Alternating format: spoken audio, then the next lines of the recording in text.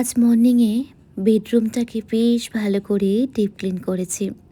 এখন কোনো room clean করতে হলে বেশ সকাল সকাল ঘুম থেকে উঠে এই কাজটার পেছনেই লেগে পড়তে হয়। এখন আমার যে কাজের তিথি বেশ সকাল সকালই চলে আসে। ও কাজ করতে করতেই যদি ক্লিন করে ফেলি একবারে পুরো বাড়িটা ক্লিন হয়ে যায়। এদিকে আজ ব্রেকফাস্টে অনেক মাস পর বাড়িতে হচ্ছে ছাতু শরবত। আগে যারা আমার ভিডিও দেখেছো, মানে রেগুলার ভিডিও দেখেছো, তারা জানো আগে রেগুলার আমার বাড়িতে ব্রেকফাস্টে ছাতু শরবত হতো ওর জন্য। ইদানিং এই ৪-৫ মাস ধরে ও বলে সকালে যদি ব্রেকফাস্টে ছাতু শরবত খেয়ে যাচ্ছি, লাঞ্চটা করতে একদম পারছে না, পেটটা ভার ভার হয়ে থাকে। আজ অনেক মাস পর ছাতু শরবত বানিয়েছি। আজকে শুধু ও খায়নি, ব্রেকফাস্টে আমিও ছাতু শরবতই খেয়েছি। আমি ছাতু খেতে একদমই ভালোবাসি না।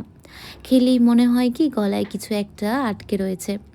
আমি ভীষণ পাতলা করে পেঁয়াজ কুচি, লঙ্কা কুচি, চাট মশলা, ব্ল্যাক সল্ট আর পাতিলেবুর রস দিয়েই ছাতুর শরবতটা বানাই। জানো তো, আমি দেখেছি যে কোনো খাবার ভীষণ তৃপ্তি করে খেলে কোনো রকম অ্যাসিডিটি বা পেট ভার এগুলো একদম হয় না। আর সকালের ব্রেকফাস্টটাও ঠিক এরকম ছিল। এই গরমের মধ্যে একবার এখানে দৌড়ানো ওখানে দৌড়ানো করতে করতে এই ছাতু শরবতটা আজ যখন খেয়েছি, টক ঝাল বেশ একটা তৃপ্তি পেলাম অনেক দিন পর ব্রেকফাস্ট করে। চলো আজ আসি, পরে আবার অনেক এরকম গল্প হবে। তোমরা সবাই খুব ভালো থেকো।